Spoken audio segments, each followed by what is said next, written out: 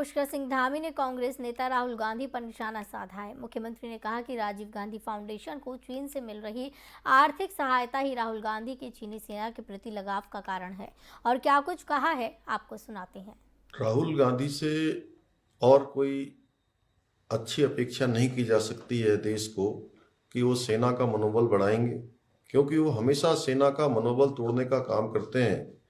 और पिछले दिनों भी जब चीनी सेना से भारतीय सेना सीमाओं पर संघर्ष कर रही थी, उस समय भी वो चीन के अधिकारियों से मुलाकात कर रहे थे।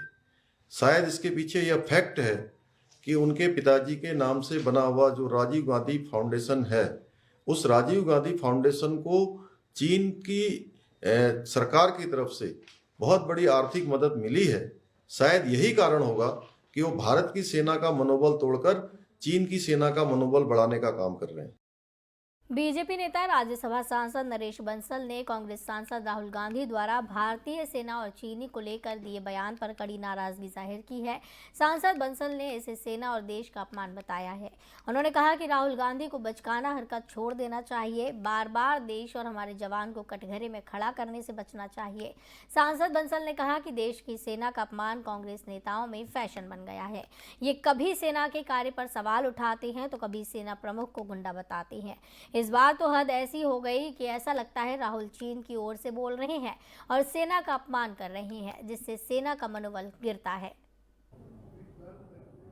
कांग्रेस के नेता श्री राहुल गांधी ने जिस प्रकार से तवांग के मुद्दे पर भारतीय सेनाओं को नीचा दिखाने का काम किया है,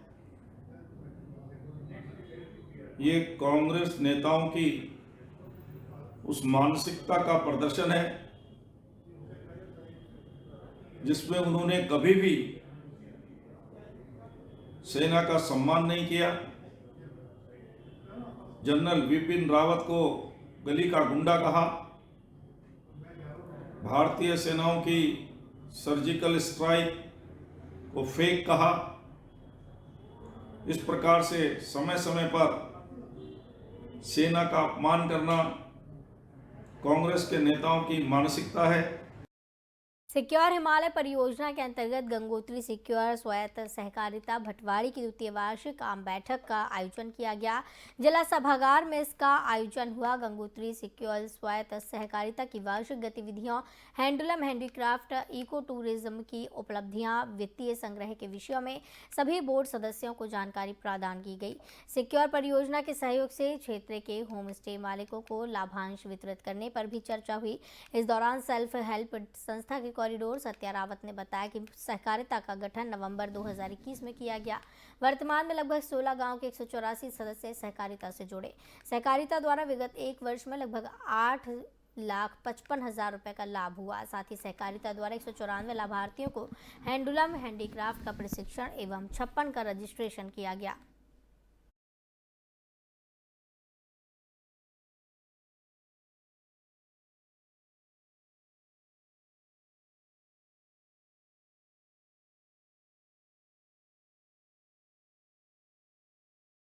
विकासनगर में बाल विकास परियोजना कार्यालय पर अभी कुछ दिन पूर्व कुछ छात्राओं ने गौरा देवी कन्या धन योजना के नए फॉर्म से आ रही समस्याओं को लेकर प्रदर्शन किया था और एक ज्ञापन कैबिनेट मंत्री रेखा आर्य को भी भेजा। वहीं चैनल के द्वारा प्रमुखता से इस खबर को दिखाया गया था। अब इस नियमावली में संशोधन किया गया है, जिसको लेकर छात्राओं में खुशी का माहौल है। आज छात्राओं ने अपने मित्रों और गाँव में भगवान को प्रसाद चढ़ाकर मिठाई का वितरण किया।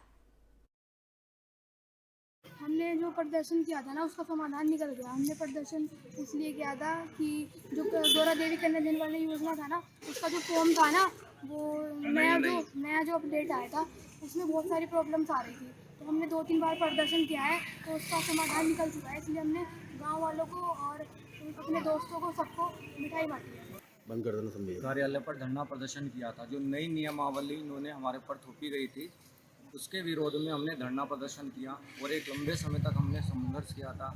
तो हमारी आवाज़ को सरकार ने सुना और इस नियमावली में संशोधन किया और छात्र को देखते हुए जो एक संशोधन हुआ, युवाओं के हितों को देखते हुए जो इसमें संशोधन हुआ है, उसके उपलक्ष्य में हम यहाँ पे भगवान को प्रसाद चढ़ाकर मिठाई वितरित कर रहे हैं। जनपद टिहरी गढ़वाल के देवप्रयाग विधानसभा के ग्रामीण क्षेत्रों से कबाड़ के नाम पर सरकारी संपत्तियों पर हाथ साफ करने वाला गिरोह राजस्व पुलिस के हत्थे चढ़ा है। पूरा मामला देवप्रयाग विधानसभा के कीर्तिनगर ब्लॉक का है। यहां ग्राम प्रधान द्वारा एसडीएम कीर्तिनगर को सूचना दी गई कि उनके इलाके में काफी लंबे समय से कुछ लोग सक्रिय हैं जो कबाड़ के नाम पर सरकारी पाइपों को चोरी कर ले जा रही हैं। सूचना के बाद कार्रवाई करते हुए एसडीएम कीर्तिनगर द्वारा राजस्व उप निरीक्षकों को चेकिंग के लिए भेजा तो पाया कि जिस ट्रक में कबाड़ परिवहन जा रहा था उसमें कबाड़ के नीचे सरकारी पेयजल पाइपों को छुपाया गया था। ये पाइपलाइन ग्रामीण क्षेत्रों में पेयजल उपलब्ध कराने के लिए बिछाई गई थी। पूरे मामले को लेकर राजस्व उप निरीक्षक चिलेड़ी द्वारा प्राथमिकी दर्ज कर ली गई है। क्षेत्र में इस तरह का कोई अन्य गिरोह भी सक्रिय है या नहीं, इसकी जानकारी जुटाई जा रही है। में जो हमारे गणजी हैं वहाँ से आया था, ग्राम प्रधान की ओर से भी और कुछ लोगों द्वारा अवगत कराया गया था कि कुछ कबाड़ की आड़ में कुछ लोग कबाड़ दिखाते हुए कई बार जो हमारी सरकारी संपत्ति है जैसे कि आपका पेयजल लाइनें बिछी हुई हैं उनको भी काट करके उसको कबाड़ की आड़ में बेच देते हैं और वो पकड़ में नहीं आते हैं क्योंकि वो सामान उनका नहीं पकड़ में आता है।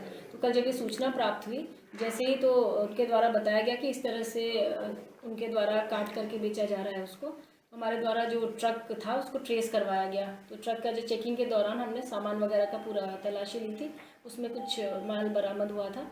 तो उसको हमने अभी फ़िलहाल तो माननीय न्यायालय सिविल जज वहाँ पर उन्हें प्रस्तुत किया गया है और हमारा जो चिलेड़ी है राजस्व निरीक्षक चिलेड़ी उनके द्वारा उसमें प्राथमिकी दर्ज की गई है। हरिद्वार पुलिस को बड़ी कामयाबी हाथ लगी है। बता दें कि कुछ दिन पहले ज्वालापुर कोतवाली क्षेत्र से कड़च मोहल्ले से 8 माह के बच्चे का अपहरण किया गया था, जिसे पुलिस ने उत्तर प्रदेश के देवबंद से सकुशल बरामद किया। लेकिन अभी भी इस मामले में आरोपी पुलिस की गिरफ्त से दूर है।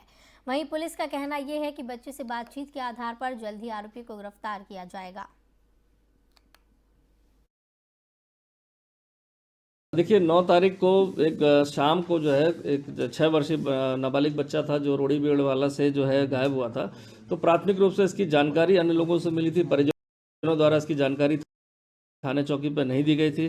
10 तारीख को ये जानकारी आने के बाद परिजनों की तलाश की गई। तो इसके बाद 11 तारीख को इसमें चूँकि परिजन इसमें एप्लीकेशन नहीं मिल पाई थी उनसे, तब भी हमारी पुलिस टीम इसमें तत्काल कार्रवाई में लग गई थी।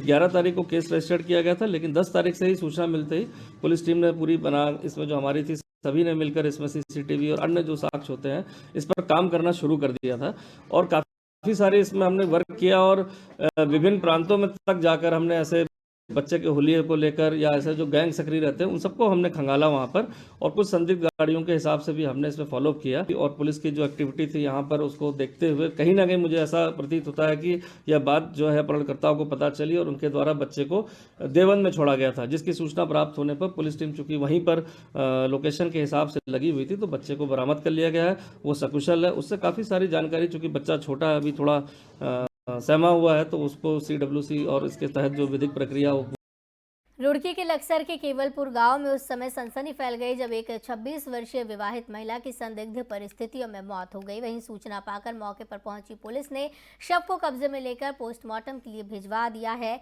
और लक्सर पुलिस क्षेत्राधिकारी विवेक कुमार ने जानकारी देते हुए बताया कि सुबह 112 नंबर के माध्यम से सूचना मिली थी कि रायसी चौकी क्षेत्र के केवलपुरी गांव में एक महिला की संदिग्ध परिस्थितियों में मौत हो गई है। मौके पर पहुंच शव को कब्जे में लेकर पोस्टमार्टम के लिए भिजवाया जा रहा है। वहीं पूरी घटना की गहनता से जांच कर आगे की कार्रवाई की जा रही है। यह एक स्वाभाविक घटना है। अभी आज सुबह हमें 112 के माध्यम से सूचना प्राप्त हुई थी जो रायसी चौकी क्षेत्र अंतर्गत है, जो गांव है उसमें हमें सूचना प्राप्त हुई थी कि एक विवाहित महिला जो है उनकी मृत्यु इस प्रकार से कारित हुई है। सभी तथ्य हमने अभी दिखवा लिए हैं और शव को पोस्टमार्टम के लिए हमने भिजवा दिया है और आगे की जो कानूनी कार्रवाई। खबरों का सिलसिला लगातार जारी रहेगा। मुझे दीजिए इजाजत, आप देखते रहिए FM न्यूज़।